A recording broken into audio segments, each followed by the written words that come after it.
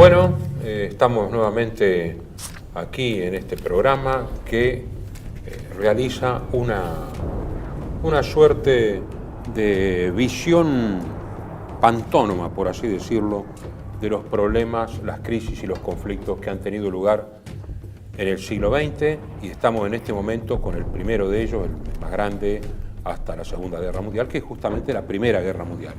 Ya hemos visto los antecedentes, hemos visto el desarrollo hasta el promediar la guerra, y ahora a partir de allí vamos a ver los acontecimientos no solo militares, sino hay dos acontecimientos políticos fundamentales, que son la Revolución Bolchevique y la entrada en guerra de los Estados Unidos, ambos de 1917. ¿No es así?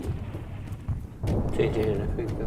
Porque ahora no recuerdo exactamente en qué punto dejamos el programa anterior, pero lo concreto es que al año 1916, fines, y ya en el 17, se daba una situación que llaman muchos de empate militar. Es decir, ninguno de los dos bandos, por lo menos en el frente occidental, podía imponer una decisión al otro.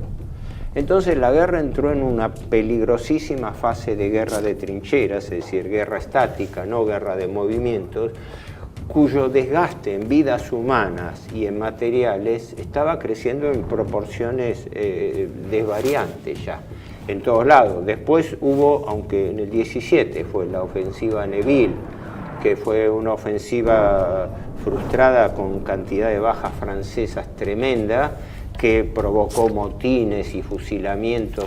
Sí, vamos. O sea, el desgaste. En lo que estamos, claro, es... Sí, señalando que el caos, este caos en retaguardia y demás, empezó antes ya antes del armisticio, empezó antes del final de la guerra. Sí. Eran 2 años desgastantes donde desgaste. Y una observación importante, sin perjuicio que ahora me interesaría que vos des un panorama militar y político. El peso de la guerra, el peso militar de la guerra, desde un primer momento descansó en Alemania. Y eso es muy importante, porque eso impidió que Alemania torciera el resultado en el frente del oeste. ¿Te acordás que nosotros hablamos en el primer programa cómo el Plan Schlieffen fue reemplazado por el jefe de Estado Mayor, el joven Moltke, porque tuvo que quitar fuerzas del oeste para frenar la ofensiva de los rusos en Prusia Oriental? Exactamente, sí. Con victoria de Tannenberg, después con victoria de los lagos masurianos, pero sacó fuerza del oeste. Sí.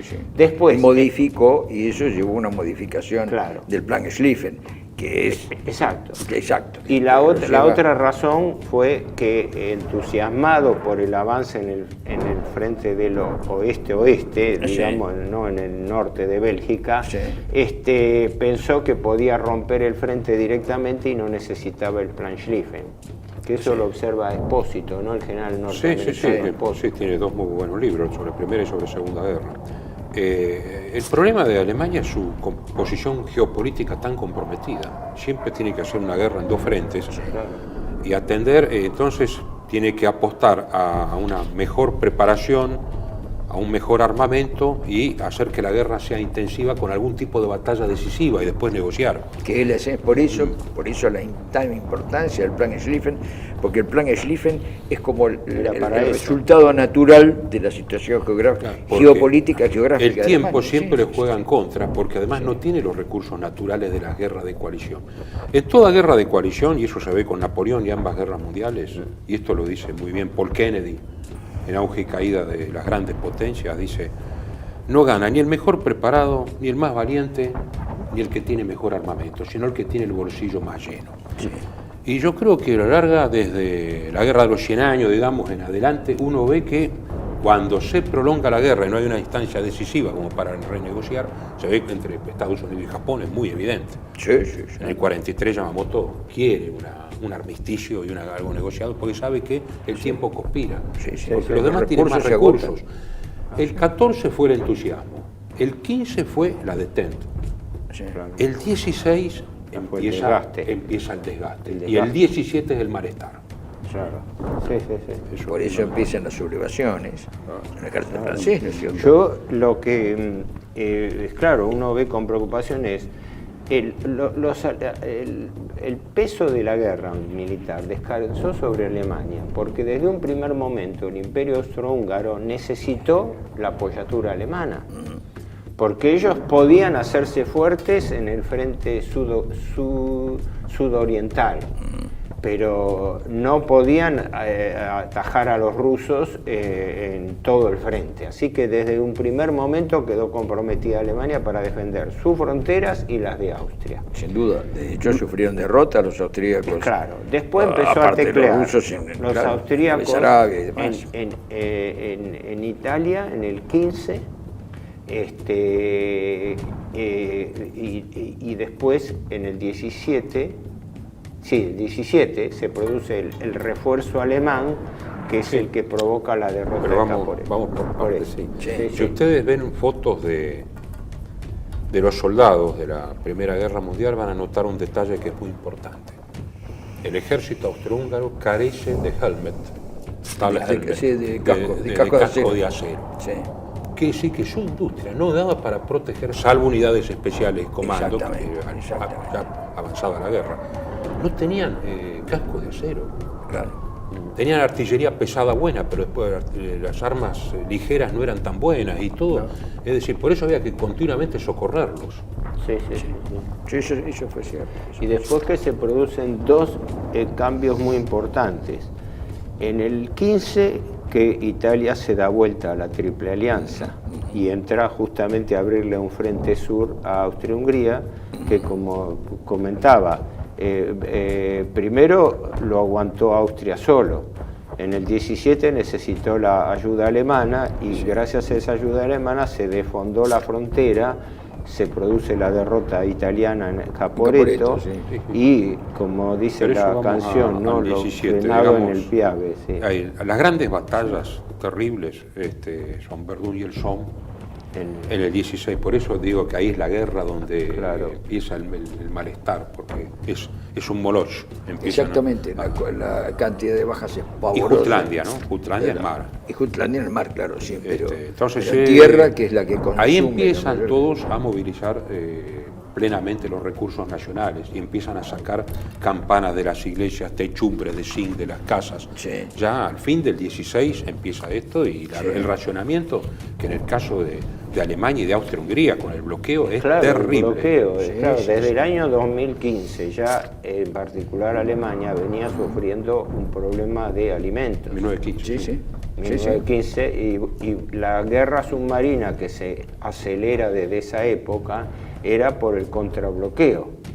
Exactamente, esa es la respuesta. Sí. La situación de hambre se vivió y eso perduró, inclusive, como todos saben, más allá del fin de la guerra. Fue desesperante.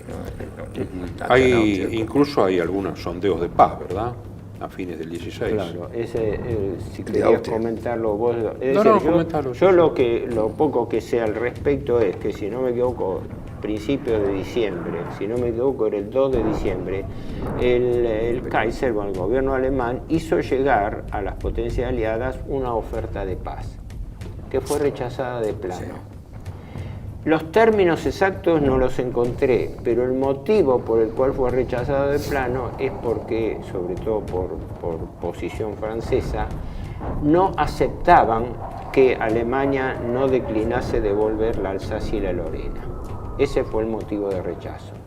Que los aliados contraofertaron, sí, la paz, pero con traspaso de la Alsacia y Lorena de vuelta. Ahí está la injerencia francesa, ¿no? Que era en realidad el terreno de operaciones. Reconozcamos que la guerra se desarrollaba en Francia, más la experiencia trágica, digamos, de la guerra franco-prusiana, más la enseñanza en los colegios y en las casas de que el enemigo absoluto era Alemania. Pero la idea que iba de algún modo prosperando en Alemania y demás era el tema del plebiscito. Es decir, que se llamara un plebiscito que probablemente ese plebiscito hubiera terminado con Alsacia para Alemania y Lorena para Francia. Eso podría ser lo que podía es un problema carolingio, esa frontera. Es un problema carolingio, digamos. Hasta después va a aparecer en los 14 puntos de Wilson, porque preveía un plebiscito y suponía eso, porque por la composición poblacional En definitiva, la forma de transacción equilibrada era esa, que Lorena, con más población francesa, pasase a Francia y Alsacia, y era una forma transaccional. De todas maneras, esa fue la más importante. Después, ya ahora entrando en el 17, el Papa Benedicto XV. Claro. Sí, pero ahí, bueno, nosotros éramos amigos de Cecilio Jacques Viera. Me acuerdo que fue Cecilio el que me explicó en detalle cómo fue. La iniciativa que después canaliza el Papa Benedicto, en realidad partió del círculo de la emperatriz Zita. Bueno, claro. Porque, recordemos para los espectadores, el emperador de Austria, Francisco José, primero fallece creo que en noviembre del 16. Exacto.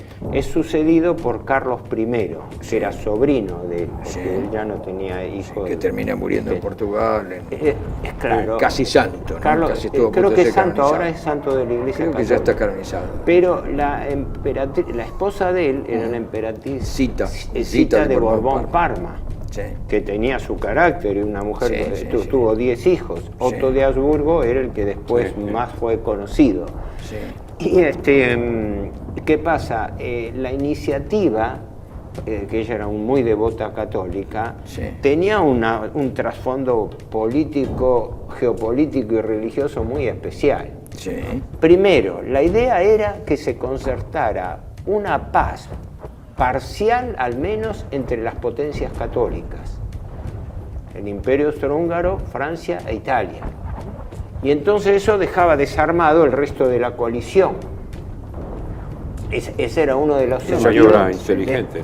En esa realpolitik no funcionaba, pero la intención pero la intención era arrastrar, muy racional incluso. Porque ya había fuerzas que no dependían del ámbito cristiano, por así decirlo, no, el ámbito protestante, que ya venían con la idea de destrucción total de las monarquías europeas, que era el plan masónico de ir barriendo las monarquías europeas y reemplazándolas. El revés de la alfombra, el otro lado de la alfombra. Claro. Dando vuelta a la alfombra aparece esto. Y por eso resulta hasta ingenua la actitud del emperador, del último emperador, de Carlos I, cuando, con todo el desastre, dice, bueno, por lo menos puedo conservar el trono de Hungría. Y se presenta en Budapest y se encuentra con el golpe de Estado comunista de Béla Kun. Es decir, claro, el rechazo era absoluto. Es decir, aún ofreciendo, porque él ofreció una paz que realmente para los alemanes fue disgustosa, porque era, bueno, ¿qué es lo que quieren ustedes?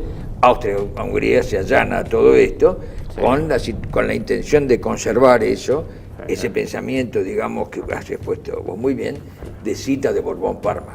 Pero, ¿cuál es el problema? El poder real, que no estaba ni en Viena ni en Berlín, no quería eso. Y actores indirectos. Claro, porque el tema era la fragmentación de Europa. Por eso los mapas te muestran realmente quién cortó el bacalao, para decirlo en términos vulgares, ¿no? Aunque el mapa lo dice, el mapa posterior. Interpreto que ahí el objetivo era desintegrar el Imperio Austrohúngaro, para dejar un vacío geopolítico en la Europa central, que todavía no se atrevían a pensar en el cuestionamiento en la fragmentación de Alemania. Esto en el 17, ¿no? Sí. Y que entonces ahí fue donde en ese contexto se da eso. Ahora, también empezó el movimiento que en la práctica era de socavamiento de las iniciativas de paz independiente que tenían distintos grupos socialistas.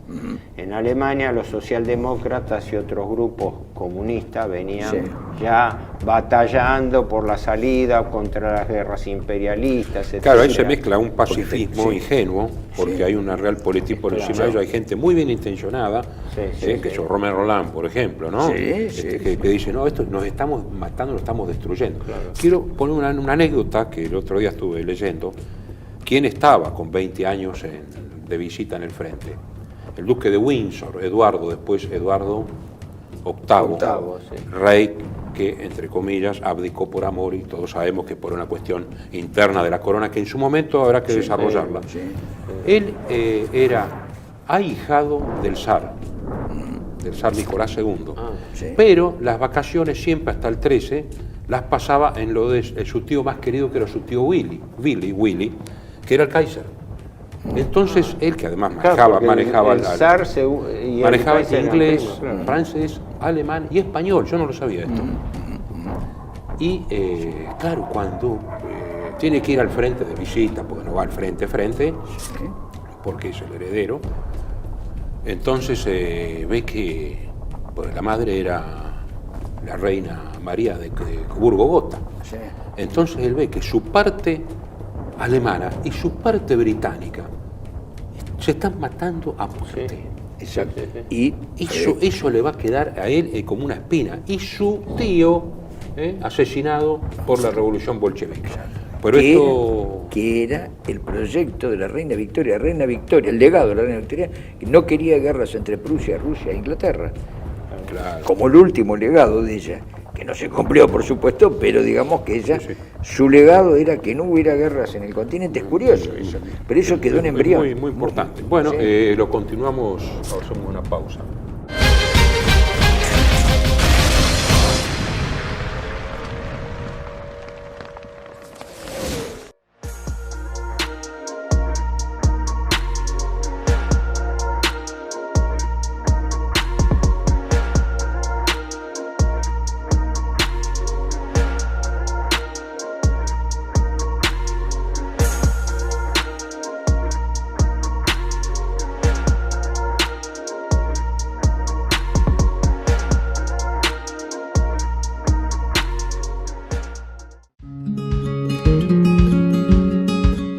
Residencia de Los Ángeles es un hogar para adultos mayores habilitado en la ciudad de Buenos Aires, cuyo objetivo es la atención y cuidado de pacientes de la tercera edad.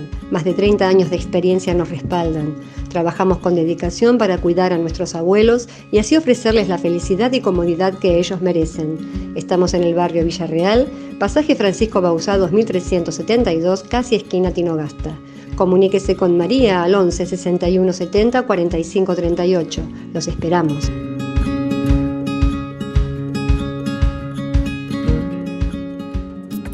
Bienvenidos a CEPA, Centro de Estudios del Pensamiento Americano. Nuevo sitio web de cursos de formación en política, filosofía, historia, literatura, geopolítica, religión, psicología y más. Cursos de formación que reflejan el verdadero pensamiento americano. Lo invitamos a elegir el curso de su agrado ingresando en www.cepa.la.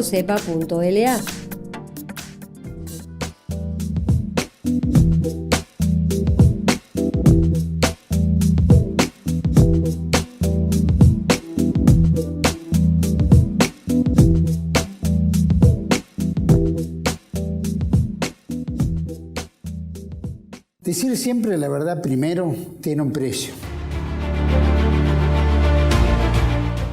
Pero todos los días, en cada programa, en cada reportaje, en cada esclarecimiento, descubrimos que decir la verdad vale la pena. Decir siempre la verdad tiene un precio. Pero cada vez que recibimos tu apoyo, entendemos que seguir luchando vale la pena. Dependemos de tu ayuda. TLB1. Toda la verdad primero.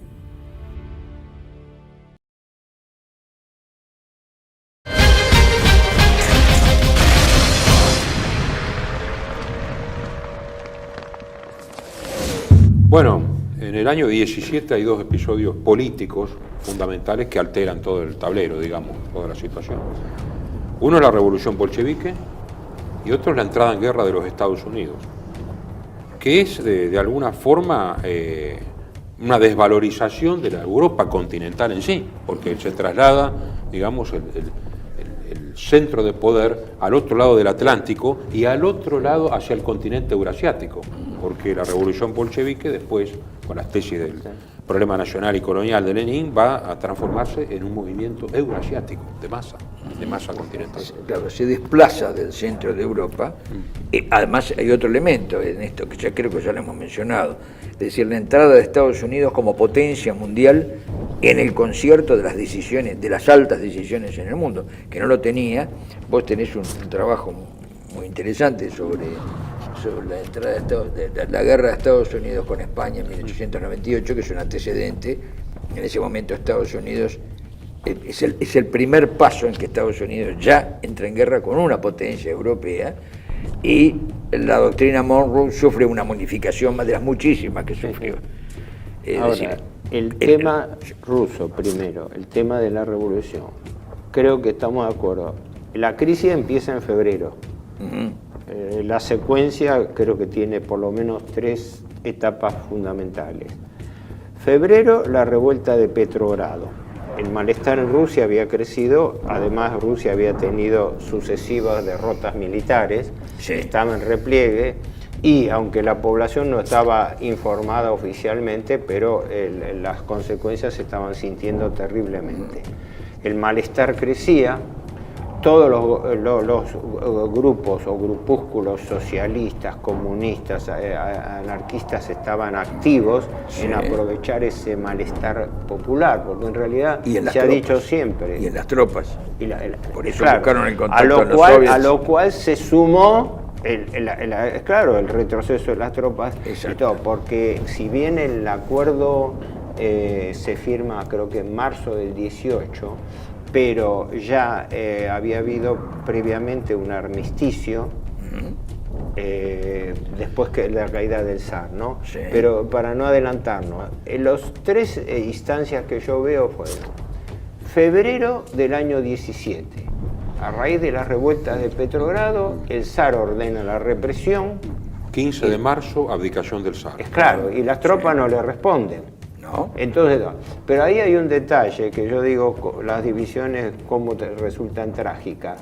En realidad, la abdicación del zar no era el fin de la dinastía Romanov, pero el gran duque Miguel rehúsa hacerse cargo de la corona. Sí, y llama la atención que el regimiento de custodia del zar, el Preobrazhensky, claro, lo dejaron solo, como que dice, lo dejaron solo. El regimiento de custodia que venía de siglos, ¿no? Y ahí es cuando aparece dentro de la Duma Kerensky, que venía a representar el ala socialdemócrata de los mencheviques, que obtiene la abdicación del zar, que se produce el 15 de marzo, algo 15 así. De marzo. Por eso.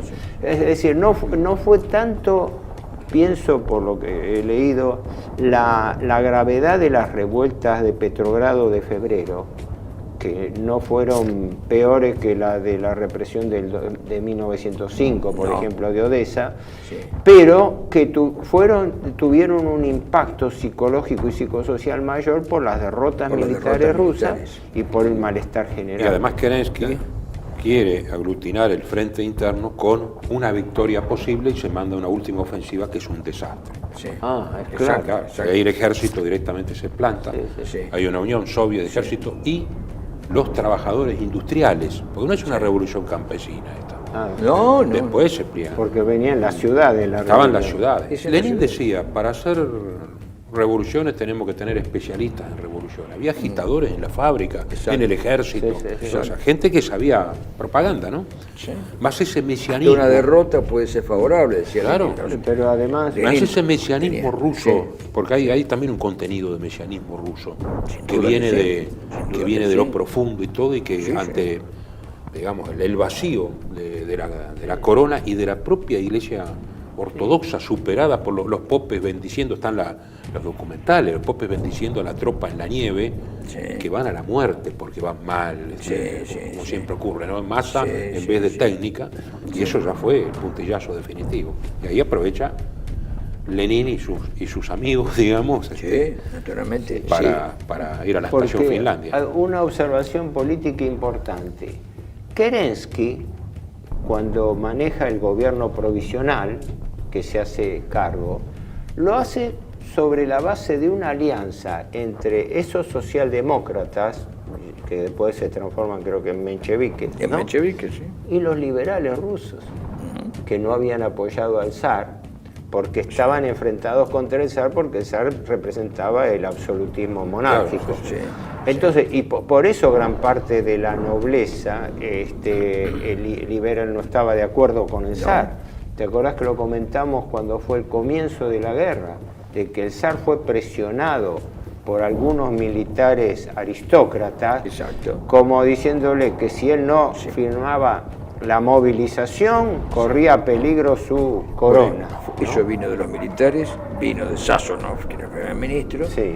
y del mismo duque Mijael, porque lo amenazaron diciendo que no sería la primera vez que un zar es quitado del medio. Y quitado del medio podía significar que fuera preso o que lo mataran, porque eso había sucedido muchas veces. Porque uno a Hay distancia... antecedentes, claro. Claro, a sí, distancia Alejandro I no hacía mucho que Claro, estaba a muerto. distancia, después que se produce la guerra civil, que dura hasta el 21, 23, según a las áreas, ve como una reacción monárquica, pero en su momento la nobleza lo dejó solo al zar, por eso abdicaron. Y la coalición que lo retomó, no. Lo único que hubo fue un golpe de Estado frustrado del general Kornilov, Sí, exactamente. contra Kerensky, pero que se frustró. Se frustró, ¿no? sí. Pero ya no finalmente era fue, para sí. restituir al zar, ya era para tomar el control bajo otra... Esas instancias son importantes porque Kerensky, bueno, actuó, ahí viene el enigmático rol de Kerensky, ¿no? Sí. De que él actuó como bisagra para obtener la abdicación del zar, dar lugar a un gobierno revolucionario, Sí. pero él está, ¿cuánto? 3 meses Sí. al frente del gobierno Sí. revolucionario, y después ya lo cede a... no recuerdo el nombre del primer ministro que lo sucede, pero luego viene ya la debacle de que no puede manejar la coalición interna, y ahí es cuando después, en Lenin, octubre, se sí. produce algo así como el putsch interno dentro del la Soviet Duma de Petrogrado, y del Soviet de de que Petrogrado. lo controla Lenin y Trotsky, porque, Sí. a ver, para no hacernos lío y no hacerle lío a los Oyentes. espectadores, entonces corríjame si lo interpreto mal. La clave ahí era el Soviet de Petrogrado. Petrogrado era San Petersburgo, ¿no? Sí. Aclaremos, porque Sí.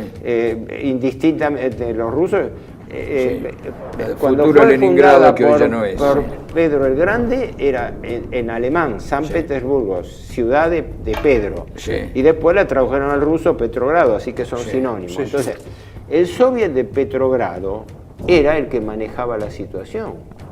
San Petersburgo era la capital, Sí. La capital, centro industrial y base naval. y base naval, y salida al Báltico y Los todo. marinos de Kronstadt, ¿no? Que eran todos la Marina Roja. Claro, Exactamente. clave. Moscú era una segunda ciudad de importancia. Sí, sí. Entonces, ahí cuando se produce la lucha, la tensión es la lucha interna dentro del Soviet de Petrogrado. Sí.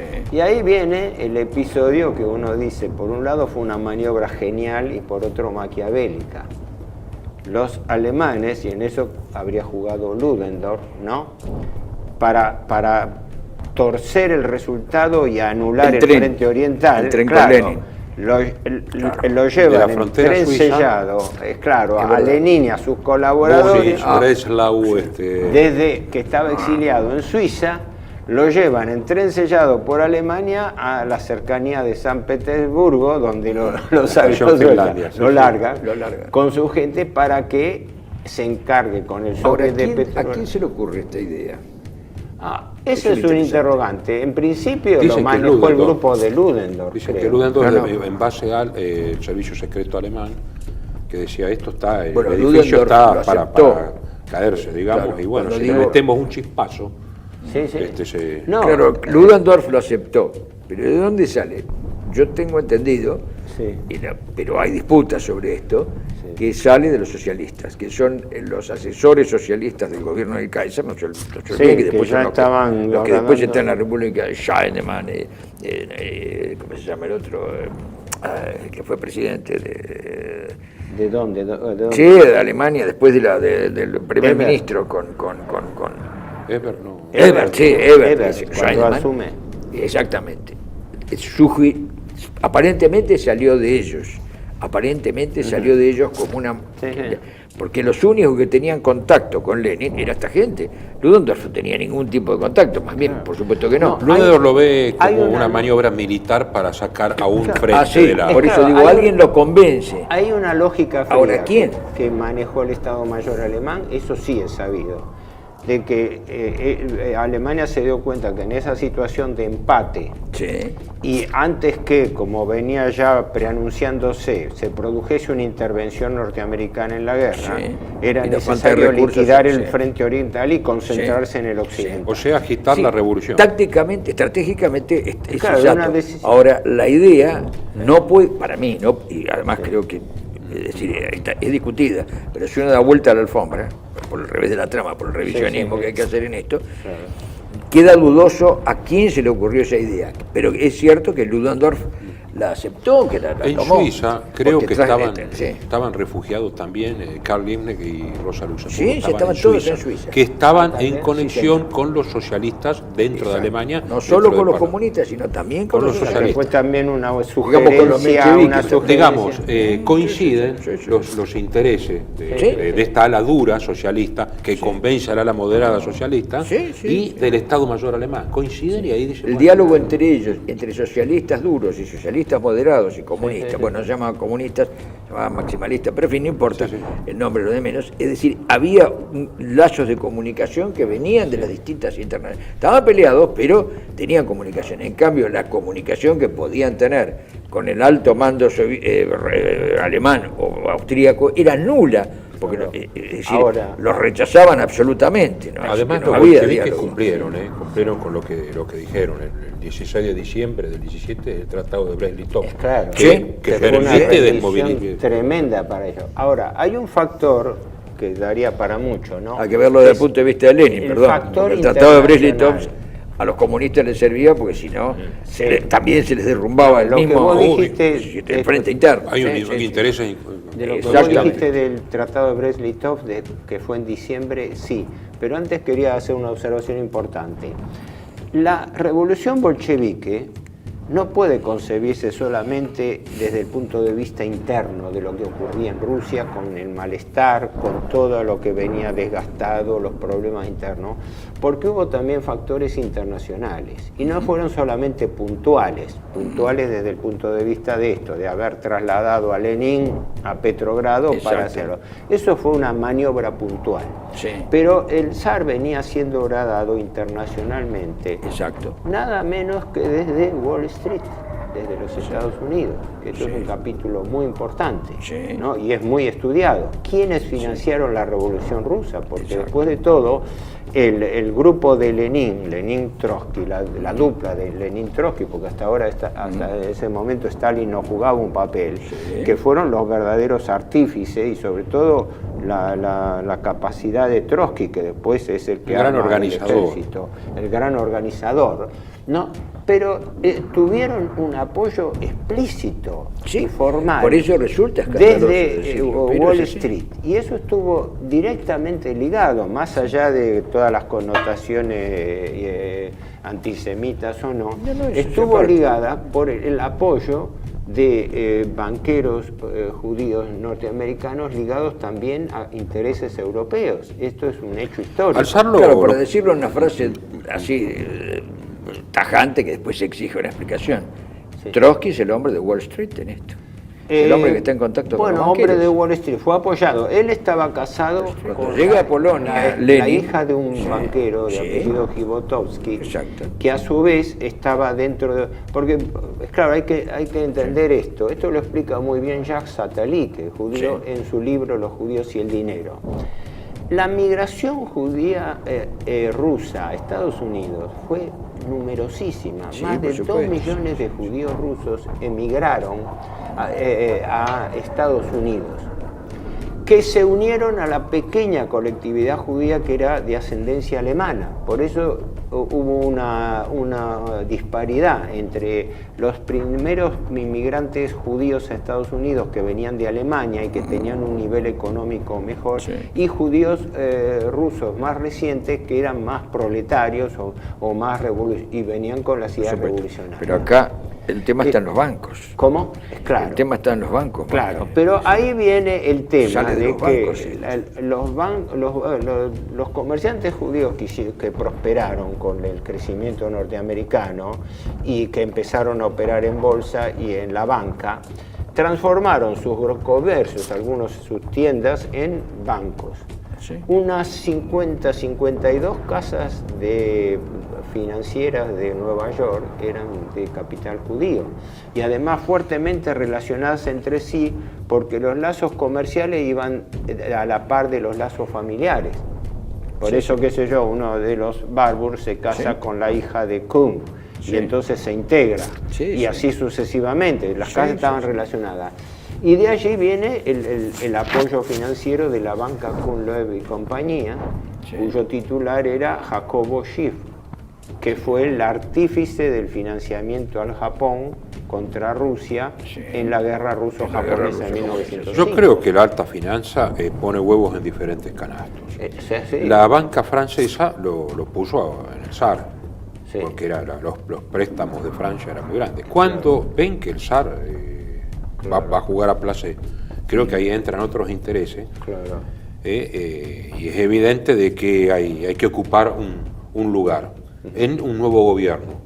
Lo que pasa es que los bolcheviques también tenían sus propios intereses, sobre todo cuando aparece Stalin, que estaba exiliado en Siberia, y hay correspondencia de Stalin donde está pidiendo, por favor, que le manden sobre todo un abrigo, porque dice, ustedes están allá en Suiza complotando, y yo acá, digamos, porque era un gran agitador Stalin. Y estoy acá aunque Stalin en la instancia inmediata de la Revolución Rusa no jugó un papel de primera. Pero por eso digo, Stalin después va a dar vuelta, va a trastocar el tema, cuando hace el socialismo en un solo país. Claro, eso viene después. Sí, pero digo porque... Pero lo cierto es que cuando Lenin llega a Polonia, en este viaje en dirección a San Petersburgo, a Petrogrado, entonces Petrogrado, cuando llega a Polonia lo espera Trotsky, y Trotsky le presenta a toda la cadena de financistas que iban a sostener la revolución bolchevique, porque el contacto económico, eminentemente lo tenía Trotsky. Trotsky es el hombre clave. Después, en su largo exilio afuera, es decir, tanto en Francia como en México, fue sostenido por el poder financiero de Nueva York. Esto es un hecho. Ustedes ven todas las revoluciones, siempre hay una banca detrás, de distintos signos, de varios signos. Ahora, ¿cuál puede ser el interés en esto? Bueno, hay un interés que es explícito para mí, que está fuera de discusión. Es decir, el sistema feudal que imperaba en Rusia, con sus aciertos y sus desaciertos, que es un sistema que había que reformarlo, en fin, cambiar muchas cosas que estaban un poco vetustas, eso molestaba porque el problema es que el gran capital mundial no podía estar a sus anchas en Rusia porque estaba este tema de que todo tenía que pasar por el zar y todo tenía que pasar por la autocracia, por ese sistema feudal autocrático. Eso había que liquidarlo porque impedía el movimiento de capitales, es decir, los fueros y demás que tenía toda la organización feudal rusa, había una sincronía con y la además nueva situación el tema económica mundial. del Santo Sínodo que venía yo diría más que haber sido un factor causal, hubo un grado de oportunismo viendo que la situación de malestar interno en Rusia era tan fuerte, porque algunos bancos, eso se produce, después lo vamos a ver en el capítulo de la intervención norteamericana, de que los banqueros de Nueva York apuntaban más, siguiendo la vieja enseñanza de Marx, que pensaba que la revolución comunista se tenía que dar en países desarrollados con un gran proletariado obrero. Y Rusia, que no reunía tanto esas condiciones, no había entrado en los cálculos revolucionarios. Claro, pero cayó como fruta madura.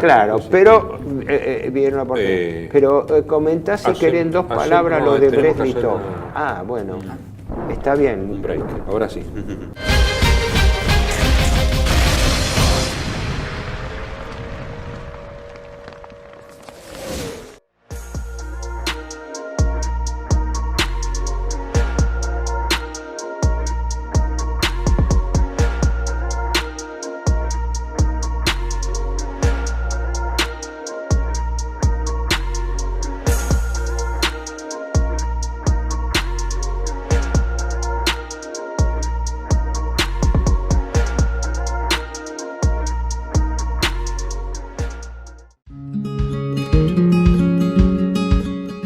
Residencia de Los Ángeles es un hogar para adultos mayores habilitado en la ciudad de Buenos Aires, cuyo objetivo es la atención y cuidado de pacientes de la tercera edad. Más de 30 años de experiencia nos respaldan. Trabajamos con dedicación para cuidar a nuestros abuelos y así ofrecerles la felicidad y comodidad que ellos merecen. Estamos en el barrio Villarreal, pasaje Francisco Bauzá 2372, casi esquina Tinogasta. Comuníquese con María al 11 61 70 45 38. Los esperamos.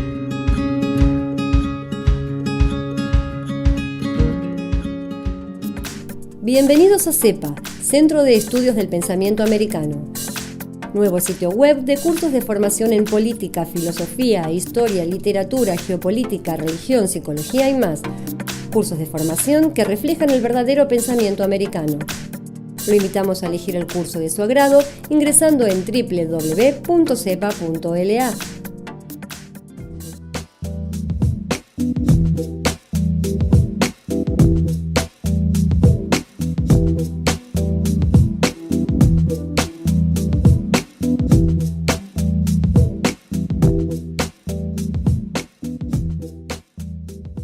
Decir siempre la verdad primero tiene un precio.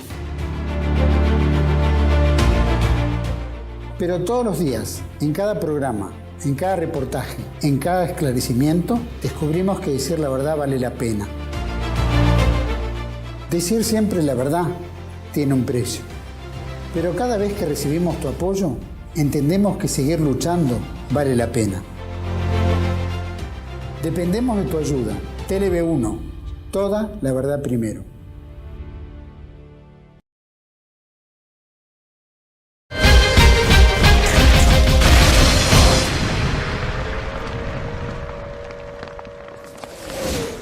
Bueno, lo que quedamos para cerrar el tema de la Revolución Rusa es algo importante. Cualquiera sea la circunstancia, la cuestión es que Rusia salió de la guerra, porque con la Revolución Bolchevique, los bolcheviques con contraprestación firman, que vos lo citaste, el Tratado de Brest-Litov. Eso permite, ya antes del tratado, cuando estaban las tratativas de paz, Sí. Ya no había frente ruso. Claro. Entre la última ofensiva de Kerensky y el Tratado de Brest-Litov hay una estabilización, no hay frente. Y eso permite, entre otras cosas, lo que se dijo, que El retorno de los soldados el retorno revolucionarios. parcial, porque nunca retornaron del todo, porque el problema era que había que ocupar Ucrania, porque de ahí comían, sobre todo en el bloqueo. Había que mantener muchísima tropa en Ucrania. Por eso, pero lo inmediato es ir al punto más débil de los aliados, que era el frente del Carso. Ahí es cuando va el 16 ejército alemán al mando del general Otto von Below a Caporetto. Exacto. Y ahí rompe el frente. Para liberar el frente sur, para cortar el aliviar- avance italiano hacia Ljubljana, hacia Leibach. Sí. Ah, Sí. Entonces ahí se traslada con artillería y todo, y ahí está la ofensiva sobre el Piave, ¿sí? Y Cadorna, de ahí viene, no viene ni Cadorna, digamos, Sí, sí. es reemplazado por el general Díaz. O sea que a Italia la conmociona. Pero no pueden hacer lo mismo de llevar tanta cantidad de tropas rápido a Francia. Ahora, las consecuencias del Tratado de Brest-Litov eran demoledoras también. Los alemanes le impusieron Sí, sí. no solamente pérdidas territoriales, porque prácticamente ahí se convalidaron la apertura de los nuevos estados de Europa Oriental. Sí. Porque aparte de la independencia de Polonia, Sí. después que se consagró la de independencia que era el Gran Estonia, Ducado Letonia y de Lituania. Finlandia, ¿no? Sí, Finlandia. Ya los estados bálticos Bálticos, estaban en efervescencia. Ahí Sí. se configuró todo. Además, Sí. también se le impusieron reparaciones de guerra, o sea, la, Sí. la paz que tuvieron que firmar. Lo que pasa es que Lenin Lenin firmaba todo con tal de Trotsky, consolidar el tema interno. Sí, Lenin sí. tenía el frente objetivo, que era la guerra que había heredado de los zares Sí. y de Kerensky, y el frente interno, que es lo que más le preocupaba consolidar, porque el frente interno estaba en un estado de casi líquido, Claro, porque tenía... los bolcheviques toman dentro del gobierno ruso, toman con un grupo minoritario, es como una especie de putsch que hacen Exactamente, en sí, una sí, asamblea en minoría, creo que no había Sí, quórum. Pero ahora entramos Vamos en el a tema, la intervención norteamericana, porque el mismo año en que los alemanes tendrían el alivio de terminar en el frente oriental, en gran medida, no terminó la guerra con eso porque siguieron con los otros países en los Balcanes, pero el mismo año se acelera la entrada de Estados Unidos en la guerra, que eso sí tiene su trasfondo, porque yo digo esto, en realidad Estados Unidos cometió, después en la Segunda Guerra Mundial vuelve a hacer lo mismo. Estados Unidos no era neutral. Lo que pasa es que se amparaba en su neutralidad, pero era el principal fuente de abastecimiento de los aliados. Así, si vos tenés dos bandos en lucha, neutral. es claro, si vos tenés dos bandos en lucha, la Triple Entente contra la Triple Alianza, resulta que vos sos neutral, pero abastecés a la Triple Entente solamente, por lo menos a Francia e Inglaterra, estaba. Y lo haces con bandera neutral. Por eso el conflicto que entró por el arma submarina. Claro, durante el 16 el Kaiser acepta como condición, digamos, aflojar la tensión en el tema de la guerra submarina. De la guerra submarina, sí. Que no sea irrestricta.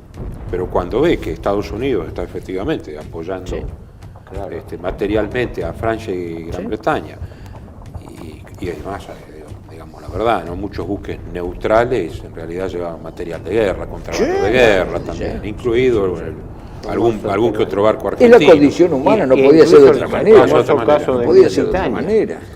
Que se sospecha. El caso de Lusitania, que sí, al impacto del torpedo surge un estallido mucho mayor, eso en el 15, que predispone a la opinión pública. Pero entonces el Kaiser vuelve a la acción irrestricta. Los ingleses, muy hábiles como siempre, el embajador, que no me acuerdo cómo se llama, en Estados Unidos, pide una audiencia con Wilson y dice: tenemos comida para 3 meses y debemos pedir el armisticio o negociaciones de paz. Probablemente no haya sido tan ajustado, pero evidentemente que a principios del 17 los submarinos alemanes hundían más barcos que los ingleses construían. Podían reponer. Y realmente podía rendirse por hambre o por lo menos la negociación. Entonces el gabinete, es muy interesante también el tema de la interna en el gabinete de guerra y en el parlamento norteamericano. Pues en realidad no se quería entrar en la guerra. Claro, y Wilson mismo no quería entrar en la guerra. ¿Cómo? No quería entrar en la guerra, Wilson tampoco. Sí, se dice que en lo personal no. Hasta que las presiones son muy grandes, porque de nuevo están los que producen las materias primas que consumen los aliados, pero además están en los préstamos. Entonces la banca le dice a Wilson: ¿y a quién le cobramos? Porque si Gran Bretaña se rinde por hambre o negocia el armisticio o otras condiciones, Francia no puede sostenerse. Y había una cantidad, no recuerdo, pero una cantidad de préstamos impresionante a Londres y a París. Que después hubo un senador, Knight, que armó un gabinete, digamos, para estudiar la situación en la posguerra y después murió en circunstancias misteriosas. Pero Knight es un tipo que NYI. Y dijo, bueno, pero se entró en la guerra por una cuestión de dinero. Está bien, está mal, no importa, pero digo que el motivo era eso, cobrar. Son dos cosas, dos aspectos, ¿no? Uno es el aspecto de Wilson, que es hombre que ya al comienzo de la guerra ya está ligado a la Reserva Federal, se ha creado la Reserva Federal en 1911, por lo tanto la moneda norteamericana ha dejado de ser moneda controlada por el gobierno americano y ha pasado a ser de un banco privado, que es la Reserva Federal. Correcto. Eso, las deudas ya a partir de ese momento se adquieren frente a la Reserva Federal. Ya no es un problema de Estado, sino de banco privado. Primero. Segundo, el tema de lo que señala el embajador inglés en Estados Unidos, que de verdad tenían esa limitación, los lleva a los ingleses, y creo que el Lord Balfour estaba en esto también, a negociar un préstamo especial con Estados Unidos, y Wilson se lo pasa a la Reserva Federal. Pero ¿qué pasa? Wilson, en lo individual sí, era de una neutralidad, había dicho en 1914 que los norteamericanos, tenían que ser tan neutrales que ni siquiera en mente tenían que estar con unos o con otros. Y bueno, en 1917 sabemos lo que pasó. Pero yo creo que ese cambio en Wilson, que después trató él de mantenerlo en los puntos, en los 14 puntos y demás, es un problema de mentalidad. Está la mentalidad de Wilson por un lado y los hechos por el otro. Y los hechos son que Inglaterra tenía este problema y la crisis que sufre Inglaterra posterior, en los años 30, cuando tuvo el conflicto con la Argentina, que no podía comprar carne y demás, tiene origen en estas deudas gigantescas. Permitime decir varias cosas que mientras vos hablabas yo me acordaba. Lo primero y principal es esto: ¿cómo se desencadena y por qué la guerra irrestricta submarina de Alemania? Porque Alemania estaba sufriendo las consecuencias del principio de la guerra del bloqueo aliado, fundamentalmente británico. Claro. Y la contrapartida de eso era atacarle los desaprovisionamientos británicos y a la vez neutralizar. Con el imperio, Entonces, que reducirlo por hambre a la isla. Claro, sí, lo que se dan diciendo. los altibajos porque primero, ante las protestas norteamericanas, el Kaiser manda bajar los decibeles porque no querían exponerse a la entrada en la guerra. Pero la intervención norteamericana era cada vez más abierta, más declarada. Sí. Entonces ahí es donde se produce la declaración de la guerra irrestricta y todo, y ahí viene el encendido de esto. Además de después, si querés comentarlo, del telegrama Zimmerman. Pero con respecto a la neutralidad y al rol de Wilson, yo tengo bastante información en contrario. La primera: Estados Unidos el gobierno de Estados Unidos no fue neutral desde el comienzo de la guerra porque abastecía uno de los bandos en pugna. ¿Sí? La opinión pública era aislacionista. Además se señalaba que gran parte de la población... la visión, el americano es aislacionista, claro, siempre lo fue. Y después el continente de los problemas es Europa, nosotros no tenemos que... Claro, porque ahí se va a dar. Después, gran parte de la población norteamericana tenía ascendencia alemana e irlandesa, que no simpatizaban para nada con los franco-británicos, importante. Y la otra era que se transponía el rol de los Estados Unidos por la doctrina Monroe, porque la famosa doctrina Monroe de 1823 estaba concebida con un aspecto defensivo, ¿no? De que los europeos no metiesen más sus manos en América. Y resulta que el 17 va a inaugurar una era totalmente distinta. Los Estados Unidos interviniendo en la guerra europea. Por eso hasta la denominación hasta el año 1916 era la guerra europea. Y todavía con la actitud de que Wilson fue reelegido en 1916 con la bandera de no involucrar a los Estados Unidos en la guerra europea, mientras se señala la hipocresía de que él tenía en funcionamiento desde el año 2015 el WIP, que era la Junta de 1915. Desde el año 1915 tenía funcionando en secreto la coordinación de la Junta de Producción de Guerra, con las siglas WIP en inglés, que dirigía un banquero de Wall Street, Bernard Baruch, que tuvo un papel determinante. Es fundamental lo que dice Livesay en su libro sobre el World Congress, ¿no? El Congreso de Guerra. El tema fundamental es, más allá de apoyar, es el dinero prestado que hay que cobrar. Exactamente. Porque está tan a punto, digamos, de ganar Alemania a principios del 17, que hay que mandarle... El 27 de octubre del 17, antes de la paz de Brest-Litov, ya el general Pershing entra en contacto en guerra con los alemanes. 250.000 norteamericanos hay a fin del 17, principio del 18. ¿Sí? Ajá. No, yo lo que decía es que los alemanes no habían previsto que el abastecimiento norteamericano fuese tan rápido y eficiente de poner gente, porque la promesa de Wilson a los gobiernos europeos fue poner 1 millón de hombres en Europa, ¿no? Antes del 18. Y eso estaba ligado, creo que después se superó esa cifra, 1.300.000 se mandaron, 1.400.000, o sea, Estados Unidos cumplió con creces eso. Y eso venía a cuento, lo que vos decías, de que el cálculo frío de los banqueros de Wall Street fue esa. Ellos estaban prestando demasiado dinero a Inglaterra, tanto es así que en el 17 había habido una especie de ultimátum de pago, donde Inglaterra al revés tuvo que pedirle tolerancia. Y en particular, entre los banqueros de Wall Street que estaban contra Alemania, apuntaron a ese argumento. Si no apoyamos a Gran Bretaña, corremos el riesgo de que Gran Bretaña quede descolocada para poder devolvernos los préstamos que le hemos dado. Sí, también estaba, claro, el interés crematístico. Eso también estaba, claro, por supuesto. Sí, sí.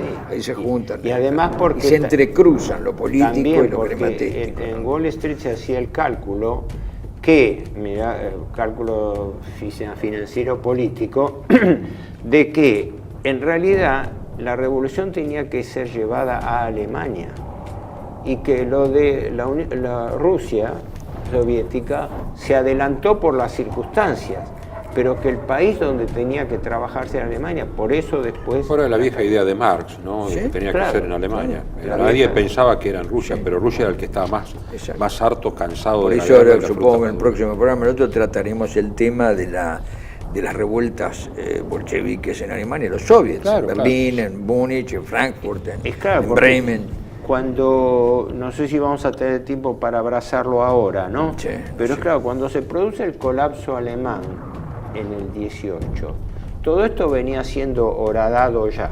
Sí, Primero por el bloqueo. sí, Había hambre. 800.000 víctimas. sí. ¿Cómo? 800.000 víctimas en el bloqueo. Por eso Bomber Harris lo utiliza de argumento para justificar la ofensiva Bueno, aérea de aclará quién es Irak. Bomber Harris. Pues. Bomber Harris es el comandante de la Royal Air Force, la Bomber En la Command, Segunda ¿no? de Guerra. la Segunda Pero Guerra eso Mundial. en la Segunda. En la Segunda. Sí, Pero él sí, decía, me acusan a mí y el bloqueo mató 800.000 personas. En la Primera Guerra En la mató Primera 800.000 Guerra. personas. Claro, o sea, sí, fue terrible el bloqueo. Sí, sí, En sí. cuanto a los ingleses, según Ferguson, creo, terminaron de pagar en el 35. Sí, sí, sí. Después lo vamos Porque, a ojo, ver eso, cómo fue. son primos hermanos, pero la banca de un lado y del otro se presta y por quiere eso, cobrar. Por ¿eh? eso yo señalé en un momento, a ver si vos sos el economista acá. Después vamos a llegar al tema, Porque- porque no, cuando quiero hablemos decir- de las reparaciones, Está bien. la cantidad de la deuda interaliadas eran mucho mayores que las eran tanto mayores que las Claro, reparaciones. por eso te digo, yo atribuiría, entre otras cosas, a la crisis del 30 en Gran Bretaña, que afectó gravemente a Gran Bretaña, por eso acá cortó con una serie de acuerdos que tenía con la Argentina, lo que a nosotros nos toca, porque estaba esta deuda enorme, que muy amigo, pero había que pagar, ¿cierto? Sí, sí, sí. Entonces, bueno, Poniendo estaba la ganza. sí, claro, exactamente. Vos, sí. vos, aunque es todo un capítulo, pero vos pusiste el dedo en la llaga en algo cuando mencionaste el tema de Wall Street y los banqueros y en la creación de la Reserva Federal. Sí. Que en efecto, el famoso episodio de Porque es un la hecho. creación semisecreta de la Reserva Federal un 23 de diciembre de 1913, aprovechando que el curioso. Congreso norteamericano estaba Estaba receso. semivacío en Estaba víspera de receso. Navidad y crea una Reserva Federal a cargo de una docena de bancos privados con monopolio de emisión, etcétera. Pero detrás de eso, que era un problema interno norteamericano, Exacto. había un proyecto mucho más ambicioso, que era que esa poderosa banca central privada iba a llevar a los Estados Unidos a reforzar su imperialismo tanto en materia política como monetaria. De ahí es cuando se empieza a gestar la idea del imperialismo del dólar, del área del dólar. Sí, sí, sí. Y en la intervención norteamericana en la guerra, aparte de la finalidad militar, tenía la finalidad de dolarizar Sí. por lo menos las deudas y los préstamos. Claro, es el proyecto, ¿no? En proyecto. rigor de verdad, primero es tomar el poder en Estados Unidos, porque Claro. la Reserva Federal de 1911, no 13. 13, ¿no? No, pero en el 11, el primer pedido es del 11, por eso se renovó en el 11, en 2011, se renovó, estuvo Obama en la Reserva Federal y, bueno, pasa frente al gigantesco retrato de Wilson que hay en la Reserva Federal, el 2011. Ahora, el 2013 creo que se firmó, pero el 2011 se 2013 toma fue la decisión. aprobación de la ley. La aprobación. La ley. Mira, Pero la la- secuencia brevemente fue así. Sí. En 1907 se desata una crisis que fue Sí. llamada el pánico de 1907. Sí, señor. Una operatoria muy oscura, típica de burbuja bursátil, ¿no? Donde a través de una empresa de cobre se dispararon los valores, etcétera. Y de esa crisis, que no se sabe bien quién la alentó, pero surge un salvador, Un Salvador que puso plata de su bolsillo para salvar la estabilidad del dólar norteamericano, que fue John Peppermint Morgan, que vivía entonces. Sí. No. Algunos, las malas lenguas y las lenguas informadas dicen que en realidad la crisis fue provocada justamente para detectar, porque hubo una cadena de bancos chicos que quebraron porque no pudieron sobrellevar la crisis, entonces necesitaron un megapréstamo y como el Estado no tenía. Entonces eso sirvió de fundamento para decir que Estados Unidos tenía que tener un banco central. Importante eso, porque mirá vos cómo es el asunto, que la crisis del 2008 de las hipotecas subprime también se produce por una burbuja provocada irresponsablemente por determinados bancos para obtener después una mega ayuda con el Q3, que era la expansión monetaria. Ahora, ¿qué ocurre? Desde ese momento, y ya desde el 2003, Paul Warburg, de la dinastía de los Warburg, hermano de Félix Warburg, por eso se decía que Félix Warburg, Félix y Paul estaban en Nueva York, y Max Warburg estaba en Hamburgo, porque ya tenían una casa bancaria allí. Félix Warburg se casa con una de las hijas de Kuhn. Paul Warburg. Y Paul Warburg, que era el que manejaba los asuntos financieros, es el que redacta el borrador del proyecto de ley de creación de la Reserva Federal. En el año 1910 se hace una reunión secreta que trascendió mucho después en la isla de Jekyll, frente a Georgia, donde se reúnen 6-7 grandes banqueros privados, entre ellos Warburg. Estaban también los representantes de la banca Morgan, estaba Benjamin Strong, eran 6-7 grandes pesos pesados, que son los que definen el compromiso de crear una reserva federal. Cuando se lo llevan después a Wilson, y lo redacta Paul Warburg, ese proyecto se presenta al Senado norteamericano con la firma del senador Aldrich, que era cuñado de Rockefeller. Cuñado o concuñado de Rockefeller. Y en el 12, estos banqueros auspician la candidatura de Wilson, que demócrata le saca el poder a quien era Teodoro Roosevelt entonces. Y ahí por eso yo no creo tanto en la inocencia idealista de Wilson. Porque Wilson se dijo que Wilson estaba opuesto al proyecto de la Reserva Federal, como otros norteamericanos no querían, ni mucho menos un banco central privado. Pero resulta que una vez electo fue convencido por los banqueros y al año siguiente, en una maniobra que fue esa, un 23 de diciembre, instauraron. Pero el trasfondo de todo esto, para no irnos del tema, era que ya se barajaba la idea de que el dólar, con un banco central poderosísimo, iba a rivalizar con el Banco de Inglaterra, también privado, y por ende iba a expandir el área del dólar a Europa. Por eso la intervención militar no estuvo desligada de la intervención financiera. Bueno, hemos llegado al fin de esta clase o de esta exposición.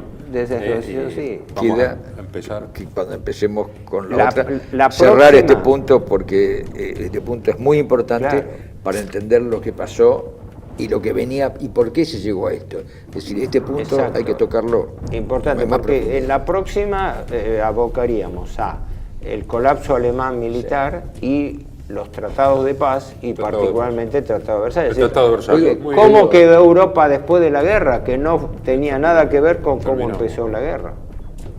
Sí. Bueno, empezamos. Hasta aquí llegamos. Gracias. Bueno, muchas gracias.